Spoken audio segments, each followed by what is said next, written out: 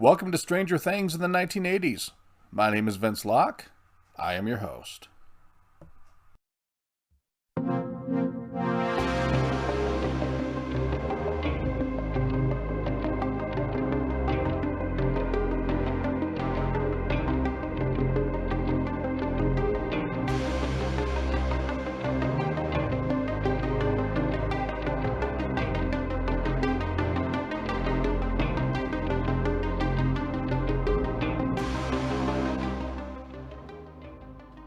In this podcast, my guest and I take deep dives into the Upside Down, where we analyze each episode of the Netflix series along with related movies and books, and examine them in the context of 1980s America.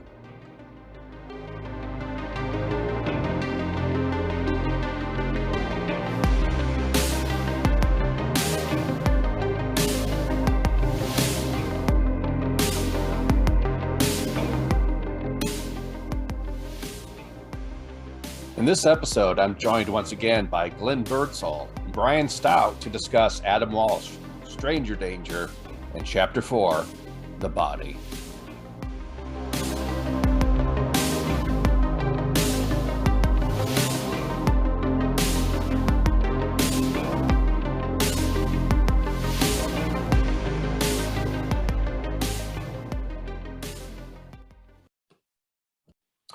Welcome back, strangers. I'm joined once again by fellow strangers, Glen and Brian. So, guys, why don't you go ahead and remind our listeners who you are?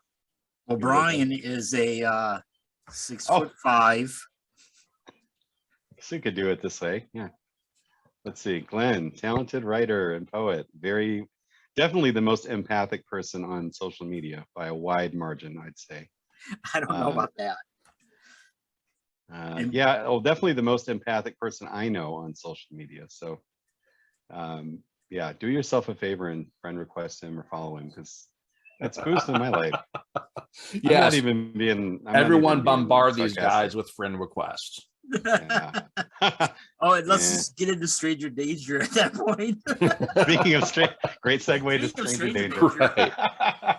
So this episode, the special topic is Adam Walsh and Stranger Danger, and then we're going to move into discussing Chapter 4, The Body, and how that's all related. So, guys, who was Adam Walsh? Well, he was a child who got, I'm just pulling up the Wikipedia. I remember that he was killed. Mm-hmm.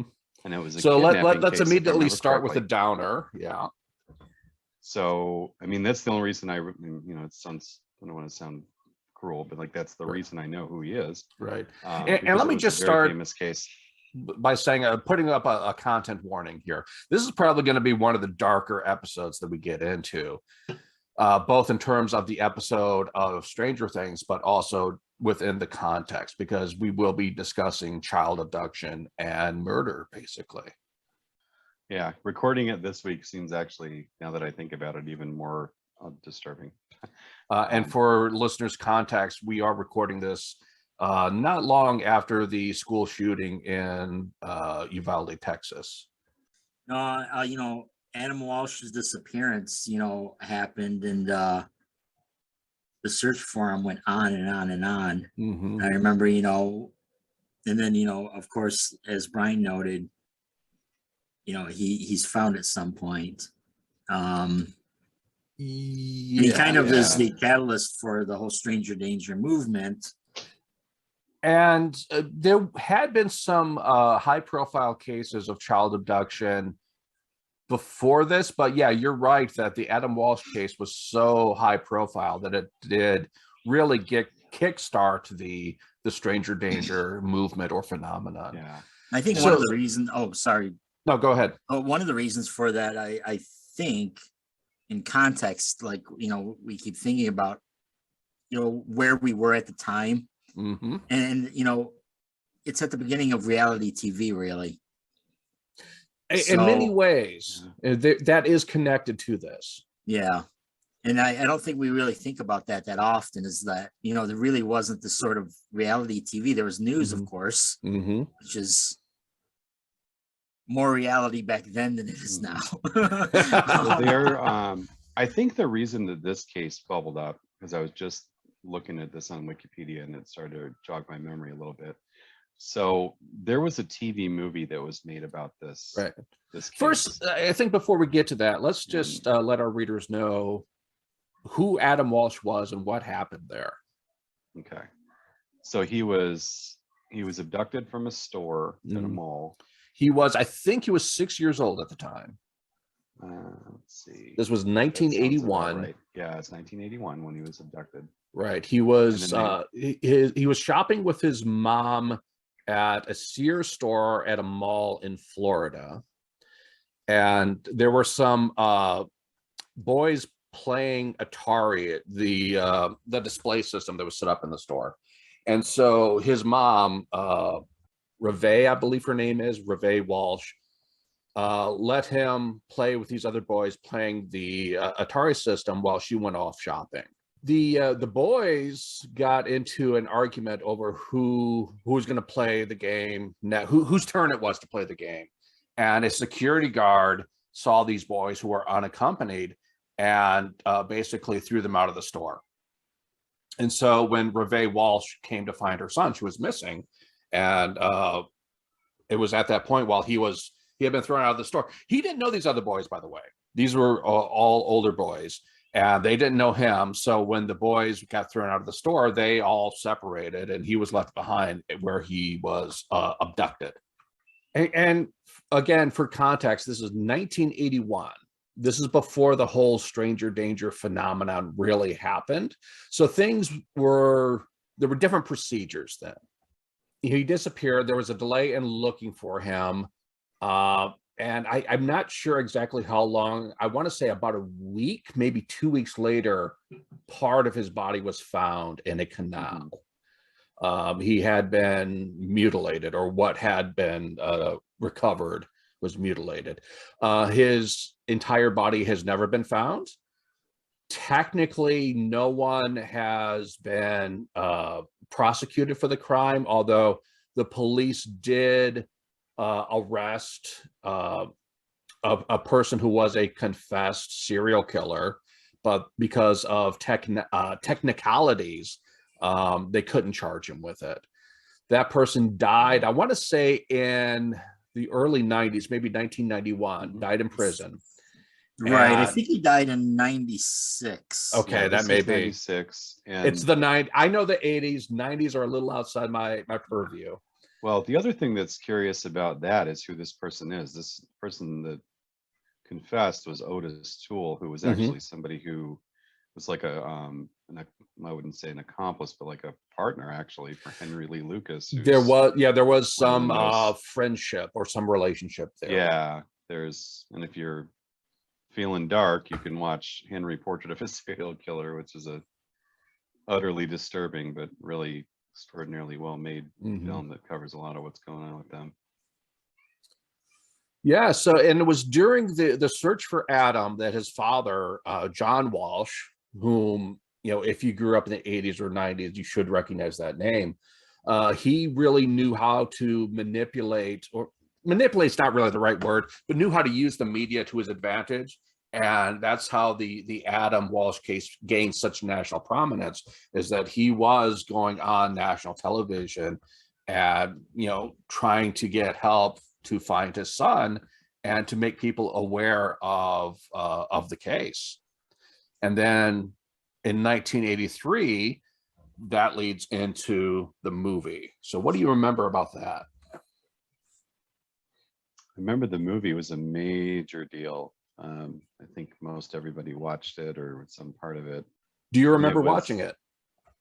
I remember watching parts of it, at least. Yeah. I don't think I watched it with my parents. I think I was watching it in like the other room. And for context for the audience, the movie, it was a TV movie called Adam. Originally it was in 1983, but then it was re-aired for, I think, 3 years after that. So yeah, the movie, I didn't see the movie because I wasn't allowed to. I do remember my parents watching it and telling me to go to my room. So I was aware of the movie, and that's how I was aware of the case, but I never actually saw the movie. The movie, incidentally, just as a side note, one of the stars, Reve Walsh, was played by Jo Beth Williams, who had just come off of Poltergeist, and so she had some recognition there. That's weird because I remember the dad was, for some reason, I know this guy's name, and Daniel J. Travante. Yeah, Daniel J. Travante. What else was he known for? He was known for Hill Street Blues at the time. He was one of the stars. That's what I thought. Yeah. And yes, I remember his name quite well because I remember seeing the advertisements, the promos for the movie, and it really focused on him as the star playing John Walsh. And by the way, like I said, if you grew up in the 80s or 90s, you should know who John Walsh was. Who was John Walsh? I mean, John Walsh was a victims' rights activist for a long time, and he kind of got television recognition from the Adam. The Adam movie was made for TV, right? Yes. Right. So I think whatever network aired that, America's Most Wanted came from that. Yes. I think he founded like the National Center for Missing Children or something. Missing and Exploited Children. Yes. Yeah. Yeah. Because one of the things that he did point out at the time during the search for his son is that there was no national database of children who had been abducted. It was always handled at a very local level. And so there was no way to track, if an abducted child was taken across state lines. So he did help found the National Center for Missing and Exploited Children as a means of putting together a national database. And he did go on to host America's Most Wanted. And as you had said, this is kind of the start of reality TV as we know it. Right. Because I think, from that, we ended up getting, shows like Cops and a few other things kind of rolled off of America's Most Wanted pretty much directly. Yeah.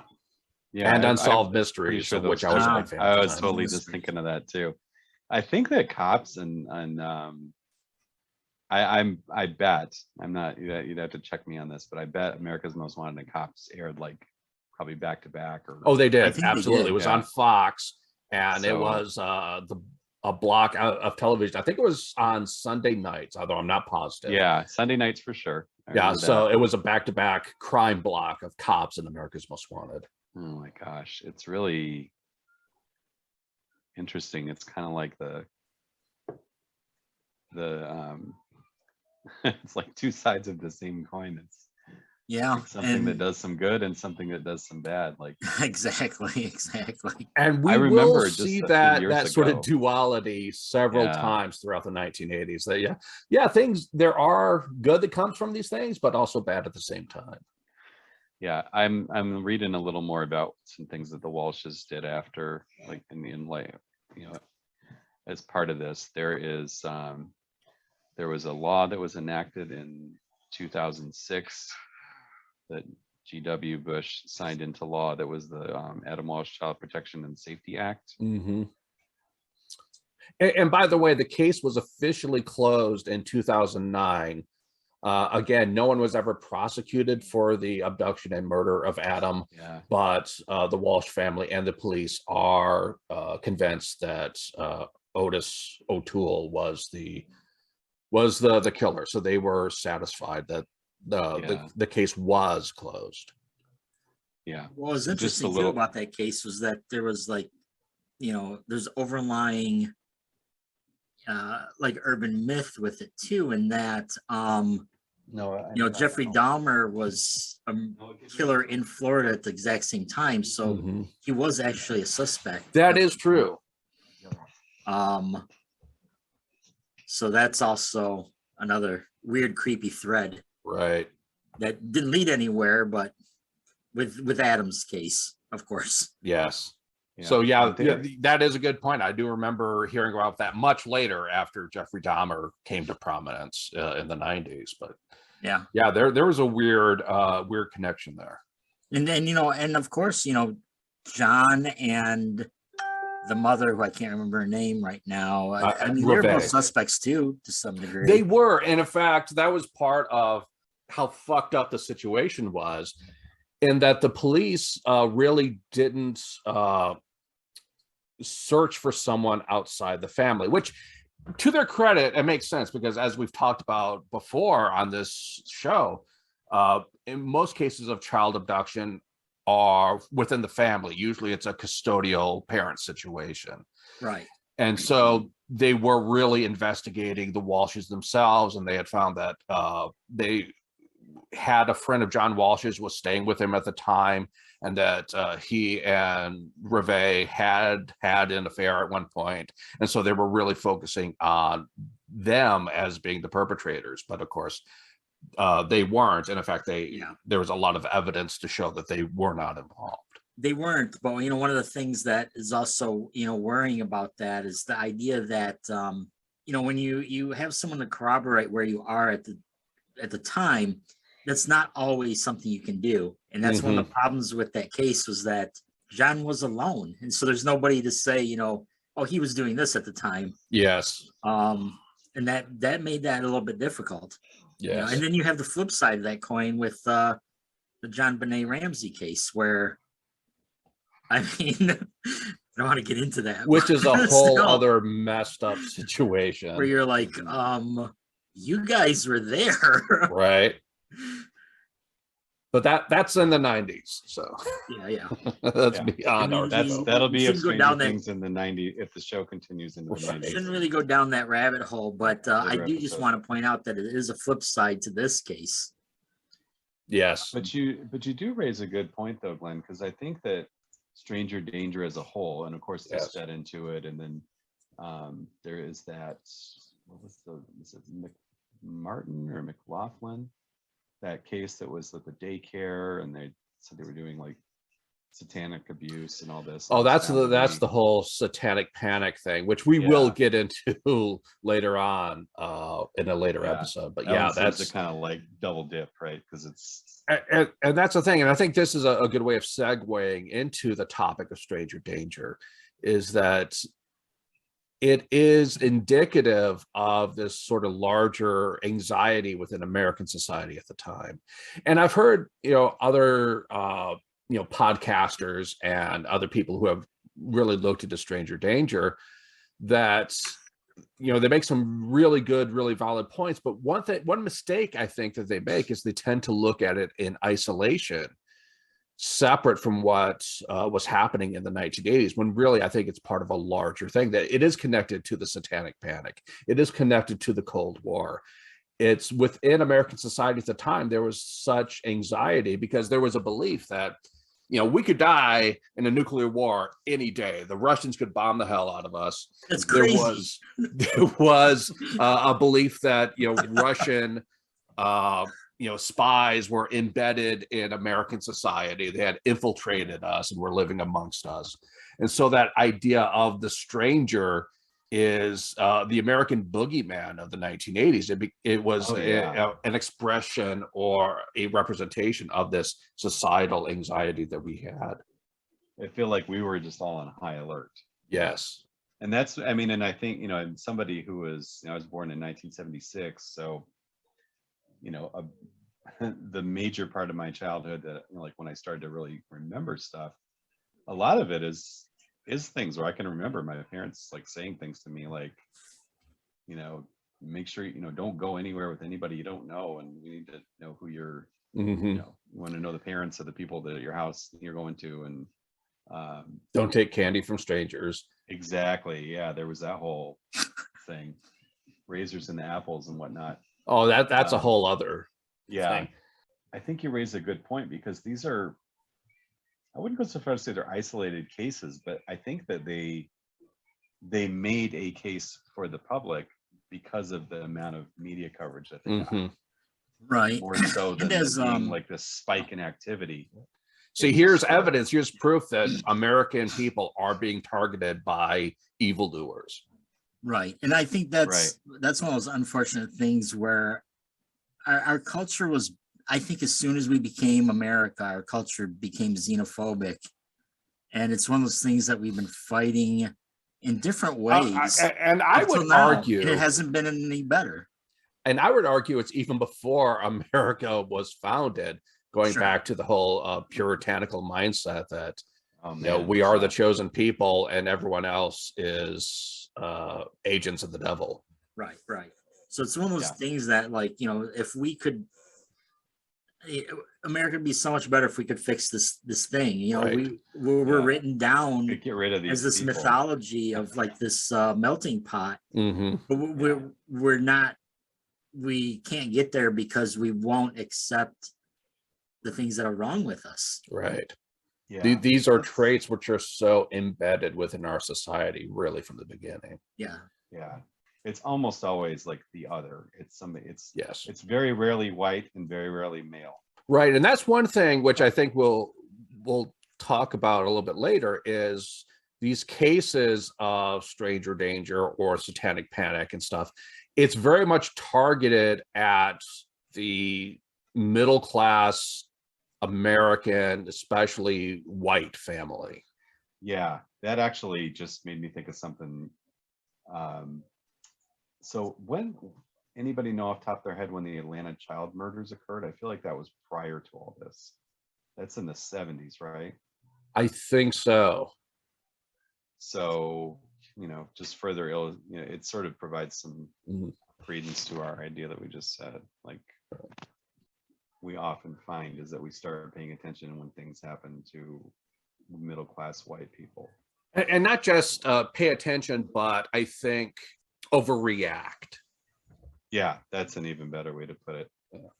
So let's talk about stranger danger in general. What was it? You know, what effect did it have? Why was it important? And what are some of its long-term effects? Well, stranger danger became like a catchphrase that I think we started. Did we start teaching it at school? I remember this. Some of this stuff is a little bit blurry to me, but I remember this entire wave of just like teaching children to be fearful of anybody that they don't know.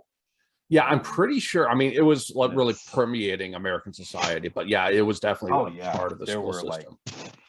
I remember stranger danger signs at school, and you know, I mean, like a lot of things, it's not, in theory, these are not the worst ideas to be a little bit mindful of the people around you. You know, I would call it street smarts, but like, you know, there's this, for some reason in the 80s, everything had to be at the excess level. So we had to push everything to 11, right? Right. And so, yeah, it's better to be safe than sorry. We couldn't just be like to my kids about people that we don't know now. Like I teach my kids to, you know, the way we talk about meeting people that we don't know if we're at the park or whatever is a completely different conversation than the one that was had with me in Satanic Panic, Stranger Danger 80s. I mean, I remember when I was a kid in the 80s, going off on my bike, hanging out with my brother and our friends and stuff like that, being gone all day. We had to be home by the time the street lights came on, but there was so little supervision over what we did, and that has changed dramatically. Yeah, I am, you know, I don't want to contradict myself because I do teach my children to interact with strangers in a positive way. But yeah, I'm continually, like, we go to the park, I'm constantly like, my eyes are continuously moving because I'll go with two little kids that are 6 and 8 years old, and there's a lot of people there, and so I want to make sure that, you know I'm not thinking in my head stranger danger, but I am thinking and keep my children safe. I'm not a father, but I would imagine that if you have multiple kids, young kids, they're going to be really hard to keep track of.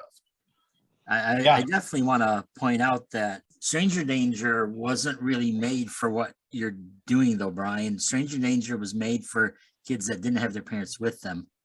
That was really the purpose of it. And it was this whole like idea, like the thing with like you taking them to the park. Yeah, of course, stranger danger still exists, and of course you're on really high alert. But a lot of us from our generation, we were like, go outside, and I don't want to see your face until you're the latchkey generation. Right. Well, I did a lot of that too. Like I would, you know, in the summertime, I would leave the house at like 8 or 9 o'clock in the morning on my bike, come back at noon for lunch, come back at 6 for dinner, and come back when the street lights are on. Right.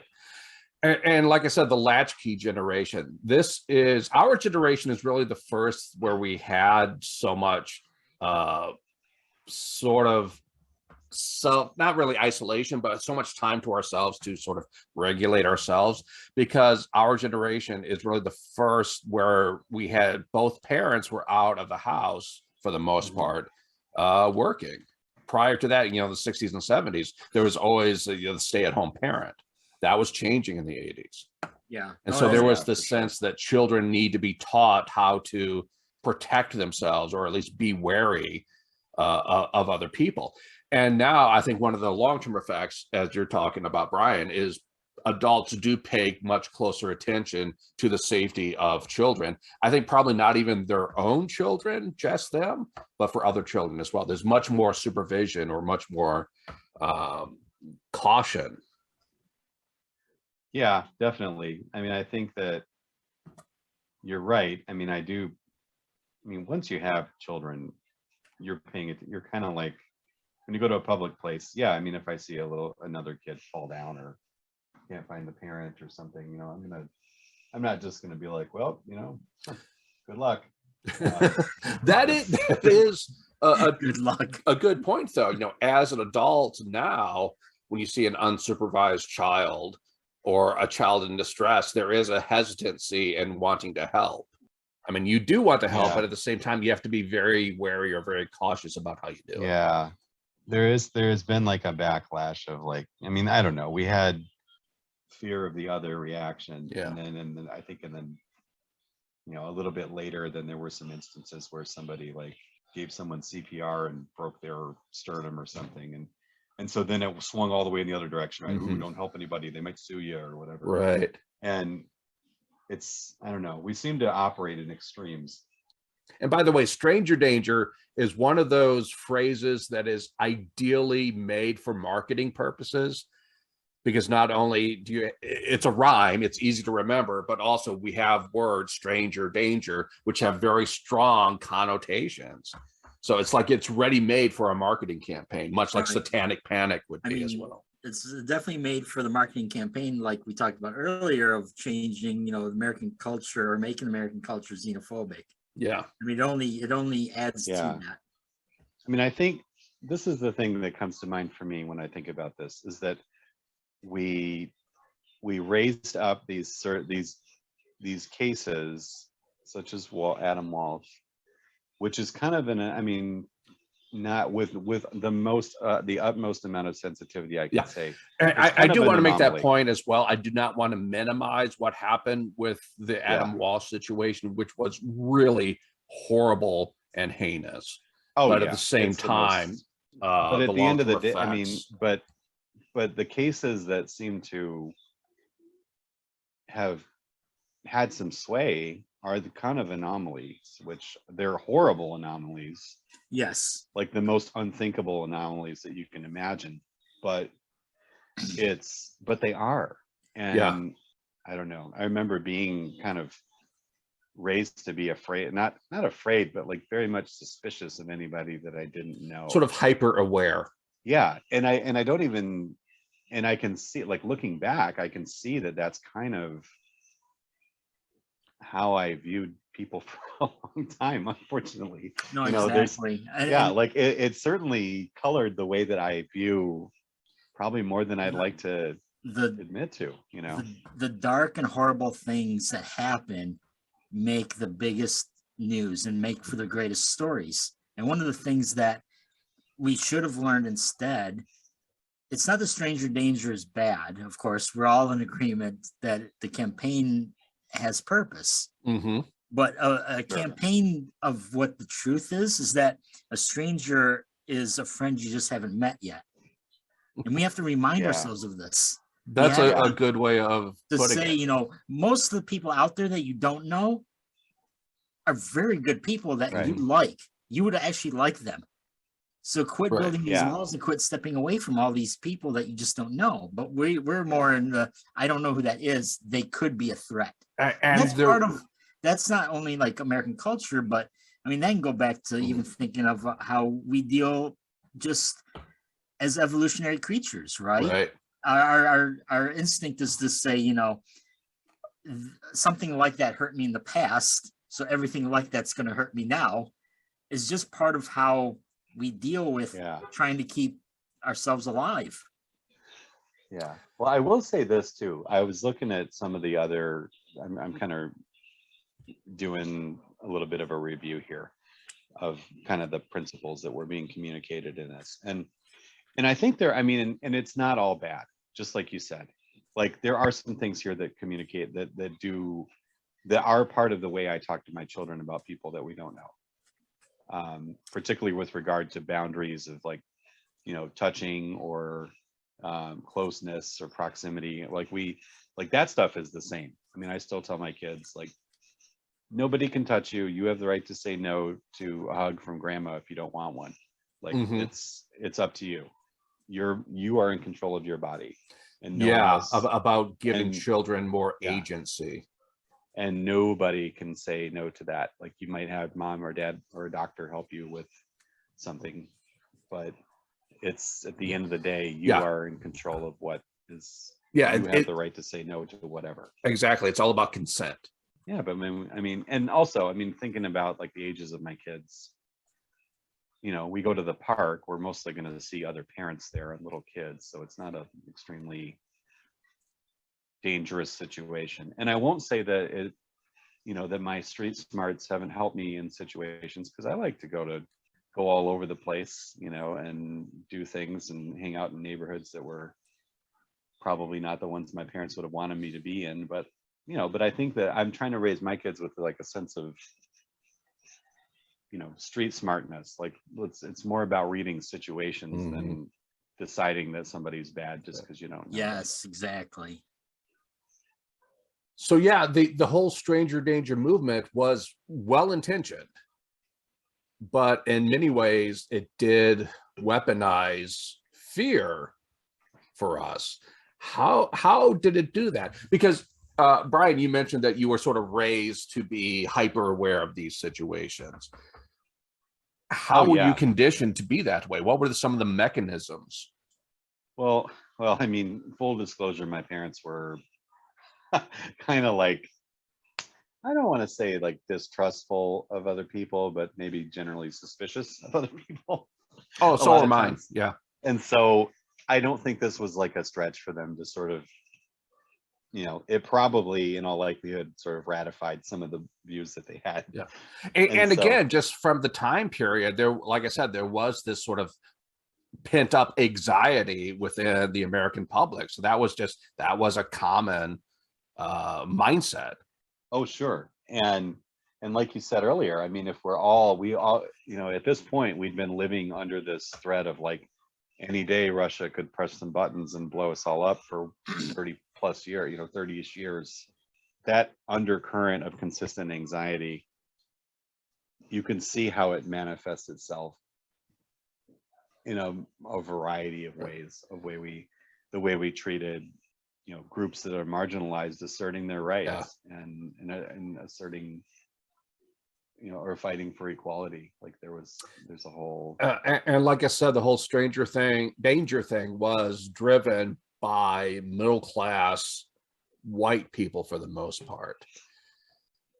So yeah, sure. There was, you know, it did help reinforce negative stereotypes about minorities. And yeah, and I think the big thing, the big miss here on the stranger danger piece is what we talked about earlier, is that more often than not, statistically, these kinds of terrible things were happening, were being done by someone that the people knew, someone that was a friend or a neighbor.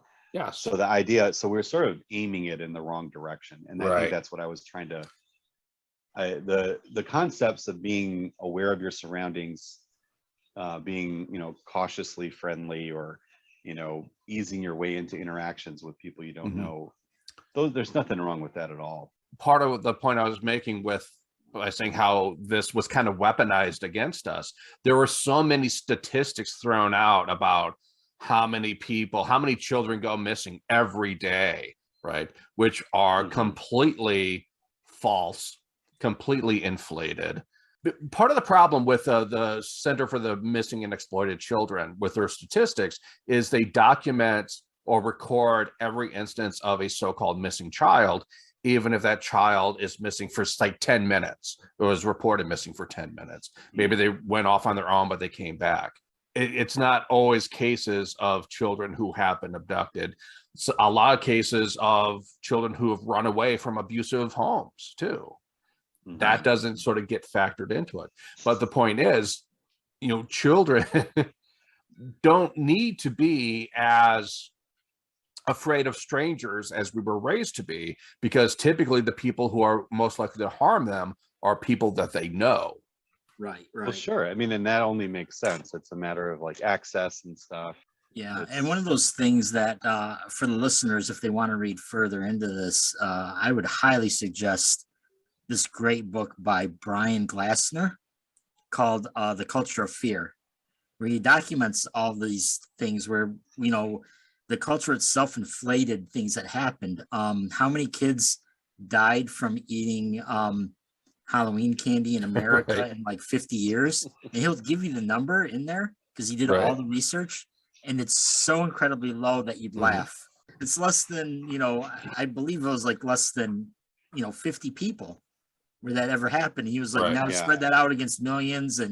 But it makes a great story though, right? Yes. It does. And I think, unfortunately, I mean, it really calls into really, unfortunately, stark relief, like the way that we respond to real tragedies, like what we experienced this week.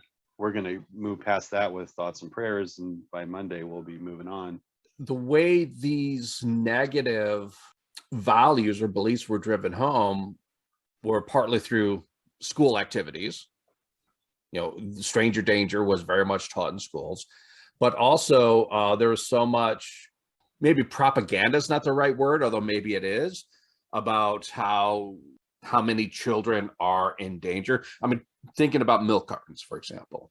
I remember also getting those cards in the mail. You get your weekly junk mail, and there was always a postcard that's like, hey, have you seen me? It was always a story of some missing child. We as a public were bombarded with these images and this information to the extent that it really provoked us or caused us to be much more paranoid than was really necessary. I mean, what do you guys remember about growing up in the 80s in relation to that? Well, I remember locally you would get those mailers, and it was usually, and again, it goes back to what you guys were saying before. It was usually, abducted by the divorced husband or the divorced mother, and we're looking for this person.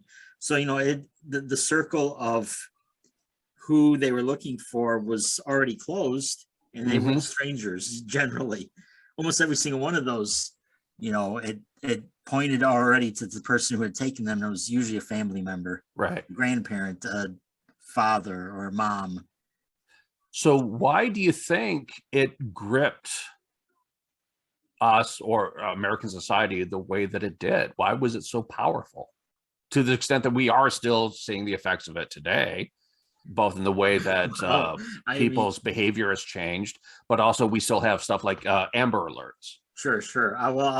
Why it gripped us so strongly, this is just my at the seat of my pants reaction to that, is because nothing grabs us like fear does. I mean, Obama ran on hope, and it felt so good at that point. I don't know how our listeners are gonna like this part, but then the very next chapter in American life was someone who ran on fear and caused fear and panic. And you know what was more popular than hope? It was fear. Fear was incredibly popular. So that's a good point, because the stranger sort of morphed into the terrorist in the 2000s, and that was really what drove so many sort of political careers. And stranger danger very much did become exploited by people for political gain. It absolutely did. I mean, the one of the biggest ones that I remember, and from where I work, we had the real news about it as it was happening, and I won't get into the details on that, but it was the stranger danger of the caravans in South America moving up towards America. And man, did that sound like stranger danger now that you mention it? And I'm now putting all those, pieces together. That was very much a stranger danger campaign. I mean, the irony of us being kind of like, our country is based on, we are the stranger in the stranger danger. My God, yes. I mean, the idea, it's like our country has spent, once we got past our taking of what is, allegedly rightfully ours, quote unquote, Right. then we have spent the remaining several hundred years saying that everybody who wants it, everybody who's not us is a threat to it. It's really fascinating and ugly and disturbing. I mean, not to go too wild, but yeah, it's so right. You're so right about this idea that we finally got sick of fear for like 8 years, and then we went right back to being afraid of everybody else. And Right. if you talk to people who aren't from America, or you even look at like people from other countries' responses on social media to some of the things that get posted in some of these sites that make me laugh and cringe and cry all at once. People from other countries are like, what the fuck is wrong with you guys? Why do you think so like much that? And so much? And I go, I wish I knew people. I wish I knew. And like, try living here. But yeah, I mean, even going back to the 80s, going back to the Adam movie, every year for a period of, I think, 3 years, it was shown on TV. And at the end of the movie, there were always lists and pictures of missing children at that time period. And I think it was during the last airing that President Reagan came on and gave an address after the movie in which he talked about we need to do more for the children. And so obviously he was gaining some political capital from playing along with this narrative. Yeah. And if you think about cynically about the timeline there, it would have been about the time like the election era. It was, around then. So the movie first premiered in 83. He was reelected in 84 in a massive landslide. And we'll talk about the 84 election later on in a later episode. But yeah, he was immensely popular. And this was, he knew how to use the media to his advantage.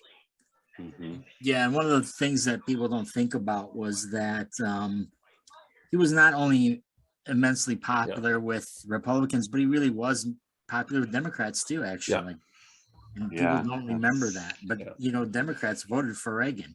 And it wasn't just him who benefited from it. I mean, the other political entities did as well. But it's ultimately, I think it's a good story, the narrative of the stranger danger. And we know how powerful stories can be. So the idea of being aware of strangers and trying to help people, especially children, like I said, it goes back to this anxiety within American society, that it helped alleviate some of that anxiety because it made people feel that they were doing something positive and something proactive. So it made us feel good.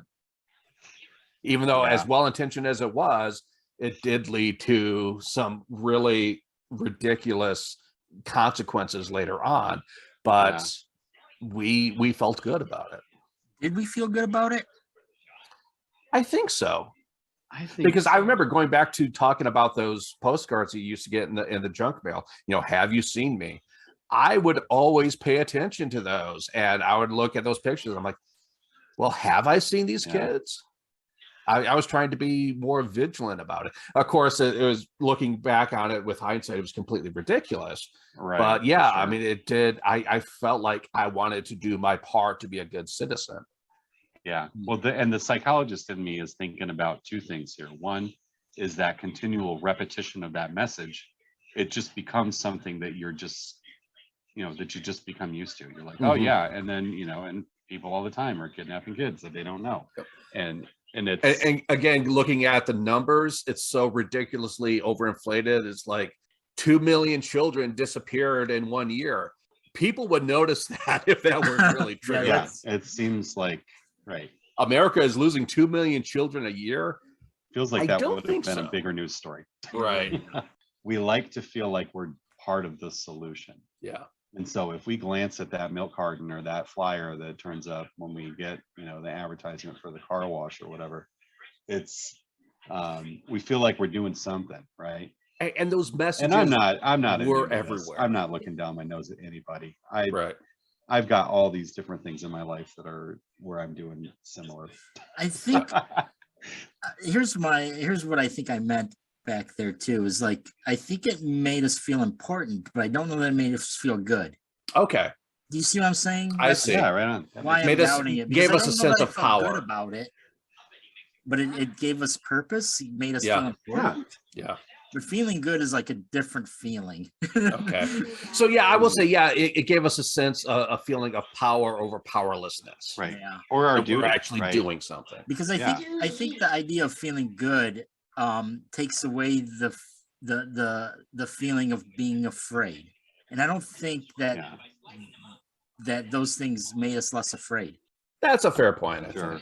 I think you're Yeah. right. I think maybe it's like duty or obligation that you're pointing at, Glenn, because we all got this concept that this is happening like every 5 minutes or whatever, so we got to stay on. And it's, I mean, in sense, I know we're sticking with the 80s, but I mean, it's not hard to think of like at least a couple of instances of where we all sort of flipped out collectively and then made some really bad choices.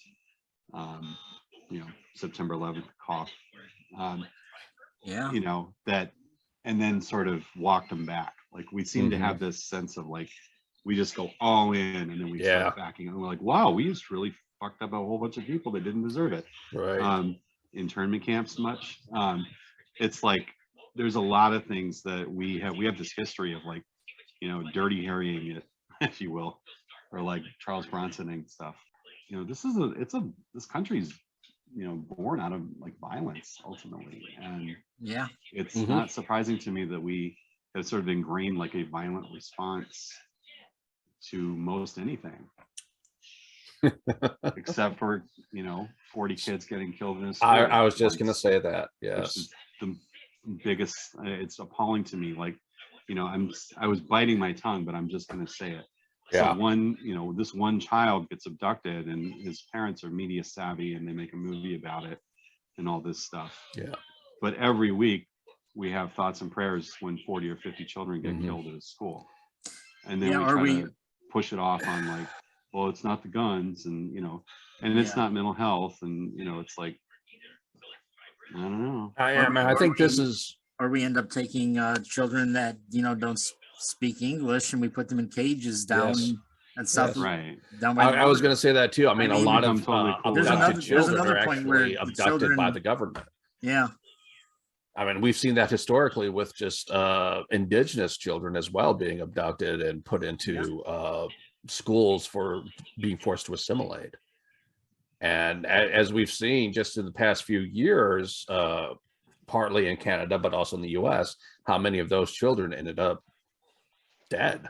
I mean, it goes back to your thing, that, it was the white middle class again. And, when you mentioned the Reagan thing, him coming on the air and at the end of those shows, at the end of Adam being shown, I don't know now because I can't look at it, but I wonder how many of those children were not white. Like, I couldn't answer you. I might be completely wrong, but I feel like they're mostly going to be white kids. Yeah. People only pay attention when they are affluent white children. Yeah. It's really, I mean, it's definitely race, but it is always like class is really also a huge driver of this, because, and I think that's, I mean, I will go for hours on this and we'll never get to the actual TV episode, but like, but I was just thinking about that whole idea, like, cause just to go briefly back to those Atlanta child murders, which I did look at, that was in the 70s. Those were almost all or almost all Black children that were killed. Like our indifference to all sorts of like violence that is happening to people that are not middle class white it's appalling. We don't care. And a lot of it is, I mean, you know, I don't know, I think to a degree it's back to the stuff we've been talking about. Like there's a lot of pearl clutching that goes on when it's happening to them, you know, that like idealized the American dream, if you will. Yeah. Which, and we'll see this repeated again when we get to the Satanic Panic and the preschools and stuff like that, and sure. the so-called molestations of American children. And yeah, well, I mean, that's another topic though, for another day. But maybe even to like think about the episode a bit, or sort of segueing into the show. Like we talked previously about how there was kind of this kind of like meh, you know, when it came to Will disappearing. So in the first episode, like we did talk about how the police response was a little lacking, which, as we talked about, would be really surprising nowadays. But back then, it made a lot of sense for various reasons. So that takes us into this episode of Stranger Things, Chapter 4, The Body. We are at the halfway point of the first season. So what do you think about this episode? What are your thoughts? First thing I thought when I saw The Body is immediately Stephen King. Yes, I mean, I think this is a deliberate reference or allusion to Stephen King, who is directly referenced in this particular episode. But yes, his novella, The Body, which was made into the film Stand By Me, that is an influence on Stranger Things. We will see that. You know what struck me, which was interesting, because normally this show has frequently got a lot of needle drops that are interesting. And there's just the Joy Division one in this one. Yeah, they're just the one. It's right in the beginning, in the opening sequence is the Joy Division atmosphere. Yeah, which, I mean, if you want to go on like Genius or something and look at the lyrics, it's chosen. It's a very well selected song. It seems to really fit what's going on in the show. It's Ian Curtis. A lot of lyrics are very vague, but like Your Confusion, My Illusion. Yeah, that's right. And looking at these lyrics, they are vague, but at the same time, very sort of evocative of darkness, loneliness, loss, and sadness. Which is really where we're at right now. We don't know what's going on with Will. We don't know. We have this sense that maybe he's not dead, you know, or there's this. I mean, we know that he's not. Right. I mean, we know that, but like, the characters are starting to get this. She's trying desperately to convince people that he's not dead, even though there's this. But the episode begins on that dark note.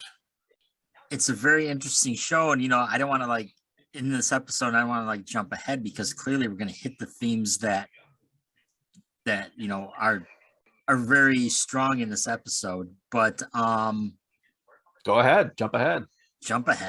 Yeah. All right. Well, I mean, clearly. Some of the things that's really fascinating about this episode as a whole is the this idea of a barrier between the two places.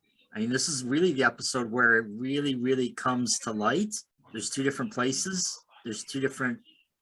That's a good point. I think up to this point, we're not sure exactly what's going on. It seems like the Demogorgon is part of our world, but it's in this episode that we really do get the point that there is a separate plane of existence.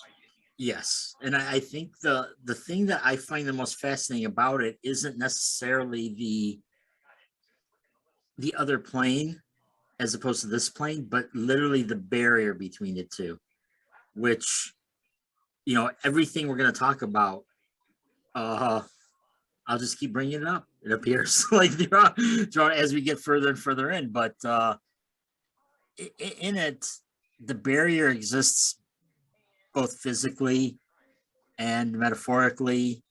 It's in there in so many ways. Super fascinating episode. Probably, you know, looking after watching it and being reminded of it, I think it's probably the most interesting episode that they made in the season. Why do you think that? It feels like this is where it starts. We know what's happening, and I feel like it's kind of where the treads have hit the pavement. I see. We're starting to move now. Yeah, we're definitely into the complication phase of the plot. Other points you want to get into? Because I mean, obviously, I have my own points I want to discuss, but yeah, I had a lot. I just have some random pop culture touch point observations. Let's hear them. So actually, I forgot there is another needle drop in this because there's a point where Joyce is playing the Clash. Oh, that's a good point. To connect with her. Yeah, I overlooked that because that is it's not the first time that we've heard that song or that has appeared here, and it is Will is singing it as well. So that is in some ways his theme song. It's something we're meant to associate with him. So yeah, I overlooked that too.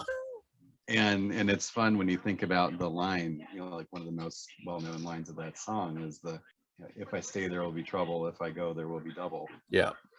Which makes so much sense for this. You know what, you know, I don't remember us talking about this, but it just occurred to me when I was watching it today. I'm starting to see, or when I was watching this up, Nancy on our show is starting to remind me a bit of Nancy in Nightmare on Elm Street to a degree. Okay, run with that. And so obviously the name that popped into my head, but she's very much like, there's some interesting, my mind started working through some of the things that are going on with her.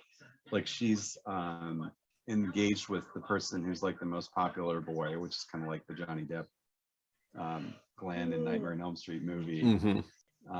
And then she's trying desperately to figure out what's going on with her friend, which is kind of what, you know, I mean, well, we know she knows what happened to her friend because we saw it, but she's dealing with the trauma of losing a best friend.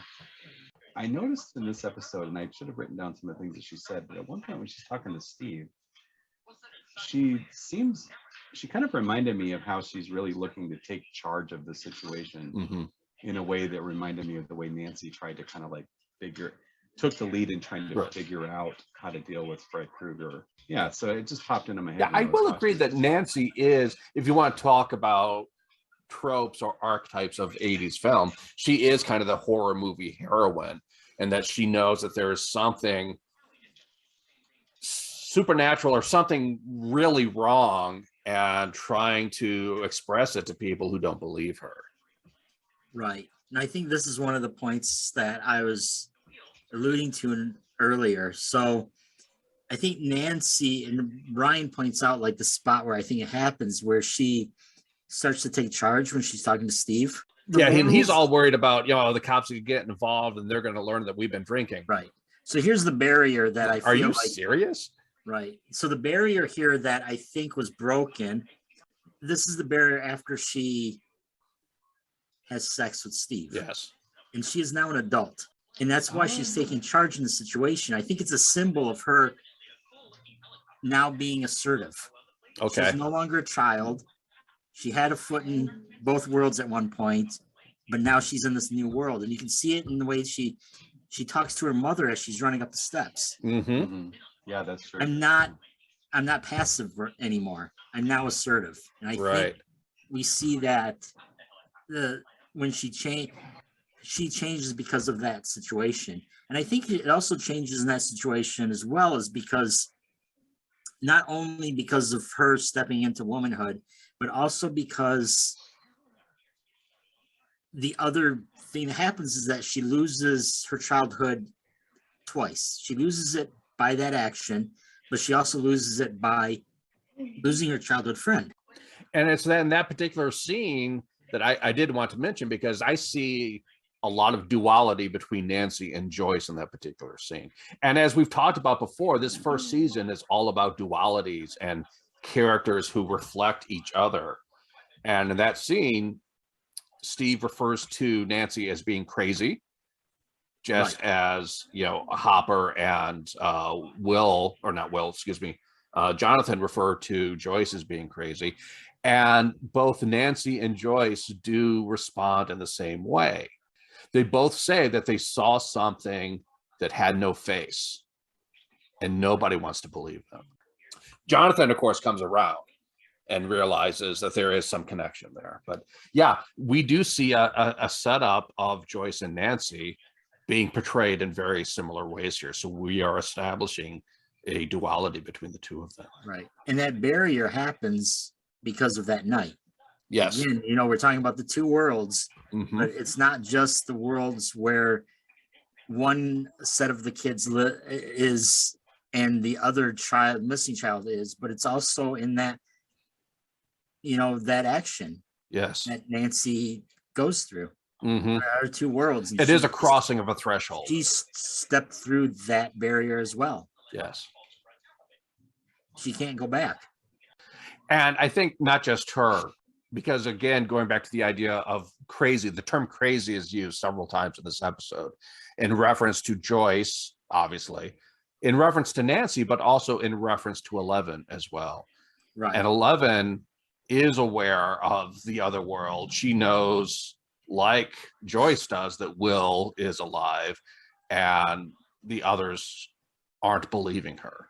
And, it's interesting in that in the word crazy is being used by men for assertive women. Yes. And not the B word, but right. How much different is it? Exactly. So there is that sort of stereotypical idea that, women are crazy. And so the term crazy here is being applied only to the female characters by the male characters. Right. And because the women characters know more. And that's one of those things that's always interesting. It's not that people are smarter, but the fact that people know more sometimes threatens other people. Right. In this case, we're seeing it in the show this way. It is challenging the established worldview or the beliefs of, let's say, the majority here. Right. So I did want to say, here's something. I've seen this episode multiple times now. And one thing that on this current rewatch that jumped out to me is the point that Barb's car disappears. So right. That raises the question for me, what happened to Barb's car? Because when Nancy is being interviewed by the police deputies, they said they went by Steve's house and then her car wasn't there. What's up with that? And maybe it might be completely irrelevant, but I doubt it.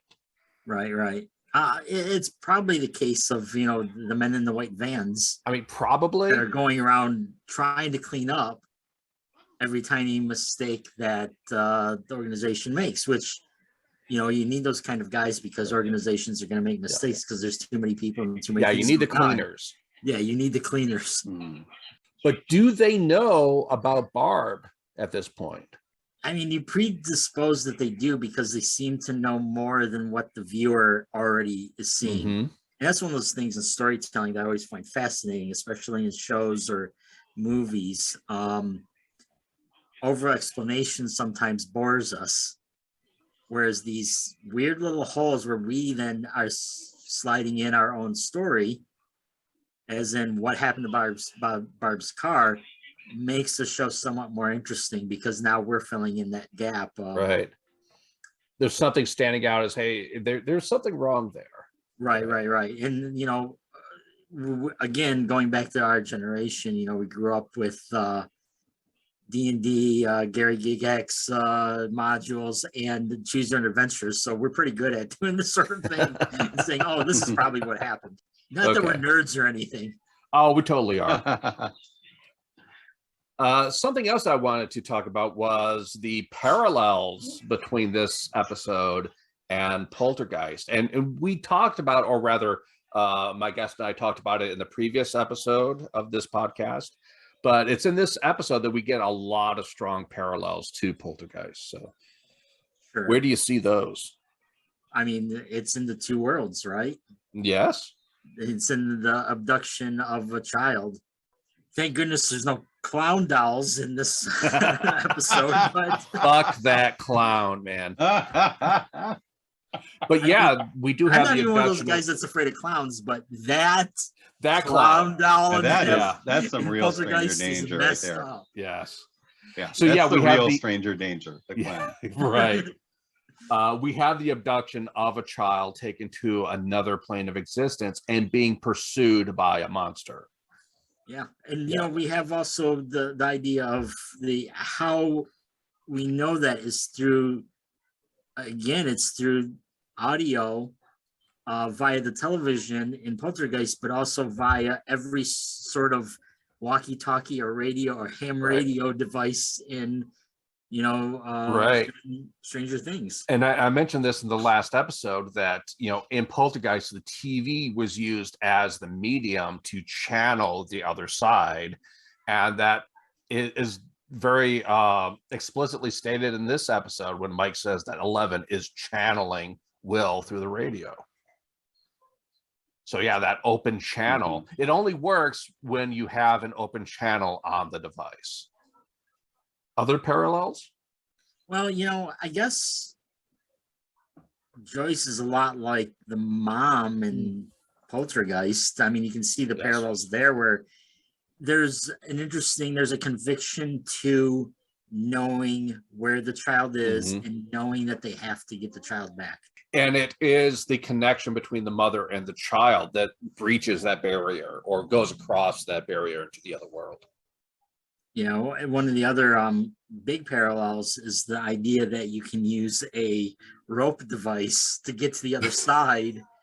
It worked in Poltergeist much better than it did for the guy in Things, though. But still, in Poltergeist, the father, Steve, drops the rope. And that kind of happens here as well. And that the rope does become disconnected from our reality. Right. Another recurring theme that I saw was the reference to Professor X. We've seen many references to the X-Men and comic books in general, but the X-Men in particular. And so in this case, in that scene where Mike says that 11 is channeling Will, Dustin's like, oh, like Professor X does, right? So we got another reference to the X-Men here. And then other examples of little sort of allusions or foreshadowing.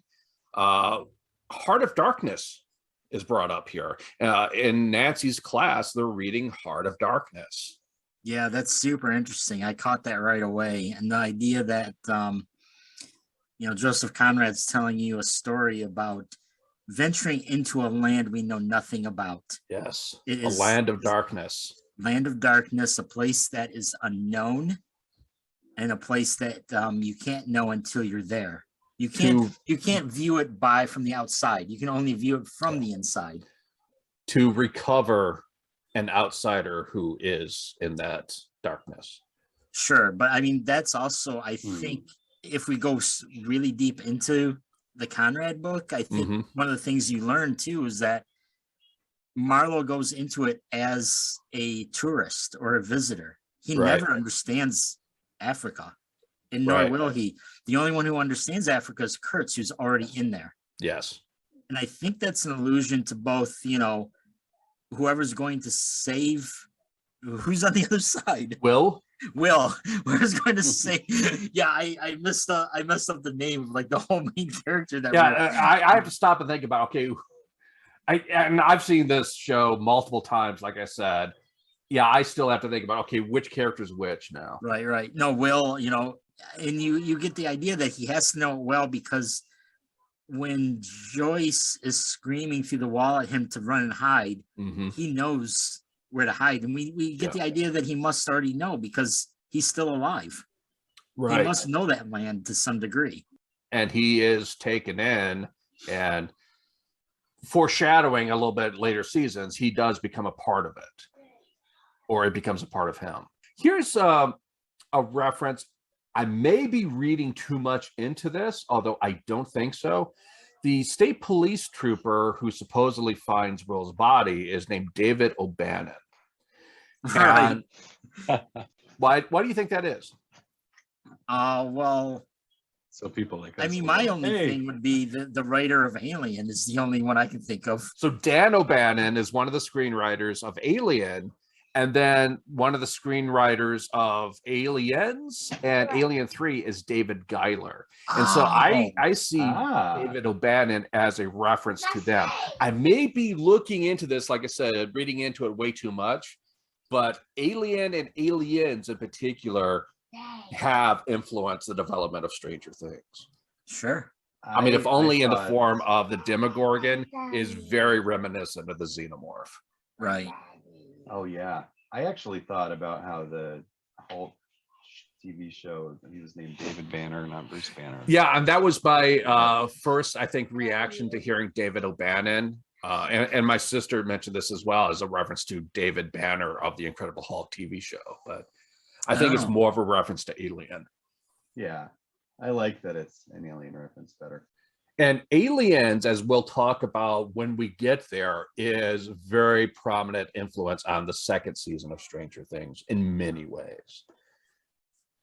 And then another allusion I saw was to Cujo. So this is where Stephen King sort of gets not really name dropped explicitly, but when Hopper breaks into the morgue, the state police trooper who's guarding it is reading Cujo, and we see the portrait of Stephen King on the back of the book. So this is one of my annoyances that I noticed in this episode is very much an 80s. The brothers love the 80s. Yes. They must wade through that every morning on their way to their cereal because the idea that directly after him meeting this police officer and the state trooper as well, I'm annoyed at the fact that this guy is punching police officers and people in the face all over the place. And he's not losing his job. He is a man of action. So it's very an 80s character because like this is how he solves things by punching other people in the face. Right. And sometimes people who are doing a good job, like the guy with the Cujo book, he's just doing his job, right? Of course, he doesn't realize that he's doing his job as an agent of some nefarious forces. But yeah. No, he doesn't. I mean, the state trooper very well might. Yeah, I mean, Officer O'Bannon. Yeah, he's more shady. He's aware that there's something deeper going on there, right, and he's choosing to ignore it. But yeah, the officer in the morgue, yeah, he's just guarding the door, man. Yeah, let him read Cujo. Quit punching him in the face. I mean, it's not even really the kid. Right. Yeah. And Cujo, why Cujo in particular? Cujo's a story about a mother that's protecting her child. From what? From, a Demogorgon shaped like a canine. Exactly. A demonic rabid dog. I think it's a Saint Bernard in the book. Or maybe it's a Rottweiler.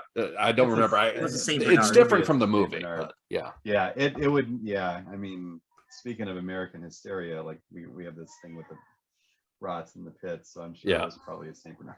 Yeah. Because those are Beethoven also. Yeah, that's a good point. So it's something which is usually regarded as a very lovable, safe dog. Yeah. You know, going crazy and killing people. Yeah. I mean, it's not even that poor dog's fault. It was just out there goofing around. Yeah. And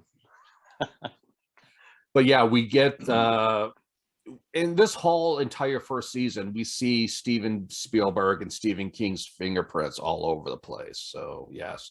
So that I thought that was a nice little tip of the hat there by bringing in Cujo. So other points you want to make or things you want to talk about in this episode?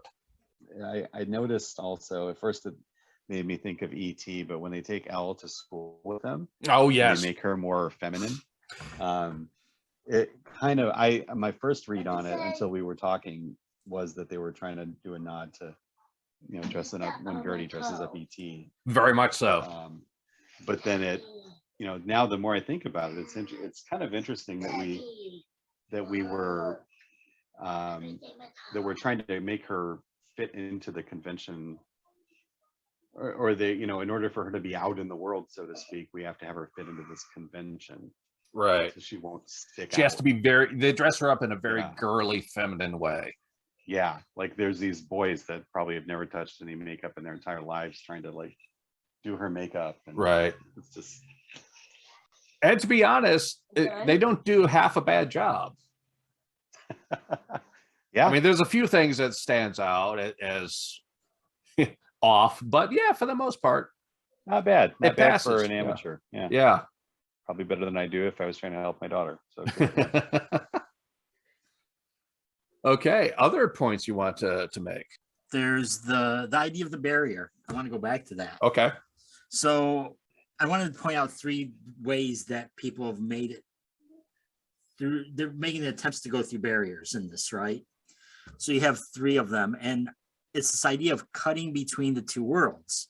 Okay. So Joyce uses an axe, and it doesn't Okay. work, but it makes it through the wall of her house. Yeah. Right. Then you have the scalpel that cuts through the fake body to find out that under the body there's this other barrier that has a fake world, right? It's the whole idea that it's only the stuffing. It's pulling out. And then you have it happen at the end of the episode. It happens in 3 ways, like very quickly.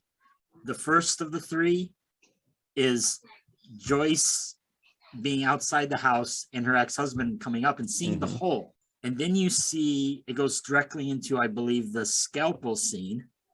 They are intercut there between Joyce and Hopper. Yeah. And then you have the 3rd barrier being cut at the very end where Hopper has bolt cutters into a fence to get through the fence into the lab. So that's another barrier of a mystery, right? Yes. So we have all these barriers to mysteries. Several crossing of the thresholds. Why is Will inside the wall of the house? Right. This is the mystery, and we're cutting it literally with an axe. We're using a sharp object to cut through that wall to see what's on the other side. That's the mystery there. Then the next mystery is this body. Yes. And we use a scalpel to cut through and find that the mystery on the other side. And you have the next one. What's on the other side of this fence? Who are these people there? And what part do they play in this whole thing? Yes. And it literally ends with that last cutting. Yes, it does. The barrier. So yeah, multiple thresholds being crossed here. I mean, not to get too archetypal into the whole Joseph Campbell stuff, but yeah, we see multiple thresholds being crossed here. Good. Yeah.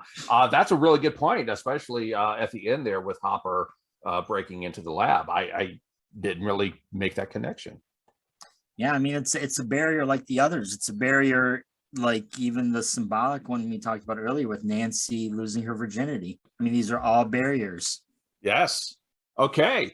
Before we go, any other points you want to mention? We all got to air our grievances about America and work the show in a little bit. We're collectively shaking our fists. So I think it's a good point to reference how the dressing up of 11 is similar to E.T. because next time in their next episode, we're going to talk about E.T., the extraterrestrial. And let me just say, fuck that movie. And I will explain why next time. Oh, wow. And then for the special topic, we're going to discuss the space shuttle program. So the space shuttle, space exploration, and ET. Okay, so is there anything that you guys want to promote? Well, my magazine kind of goes on hiatus for the summer that I write articles for. Okay. I would direct people to the Words in Music Club because that will continue to go strong. I've got some articles that are up on there. There are lots of very talented, very good work up there by some very talented people that I'm lucky enough to call friends. So I'd say go out there and check that out. It's wordsinmusic.club. Glenn? Well, there's this one thing. I'm starting to work on the next event for the Flint Horror Collective here in Flint. So, if you're in at least the Michigan area, come to Flint on September 3rd. I think we're doing it. Yeah, we are doing it at the local 432 downtown Flint. And it's a show that will be horror, sci-fi, and fantasy based, crafts and arts, as well as bands that are playing. And they'll all be female artists or female bands. Interesting. And it's because we are celebrating Mary Shelley's birthday, which is on August 30th. Awesome. So I wanted to do an all women's show to promote women artists in the area, because it doesn't really happen here. And lo and behold, Mary Shelley is born on August 30th, and it's about the time when we wanted to do a show. So this, I know I keep saying August 30th, but the show is on September 3rd, because August 30th, I believe, drops in the middle of a week. So that's not a very good date. That sounds really cool. Awesome.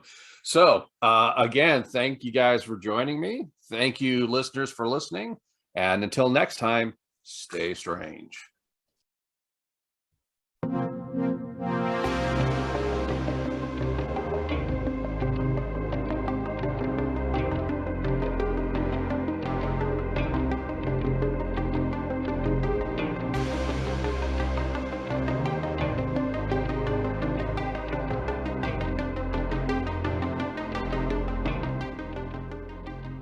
Stranger Things in the 1980s is produced by Dreadpirateproductions. Cover art is by Sherry Archer. The theme music is Cobalt by Alex Bloxham, used under licensed from Filmstro.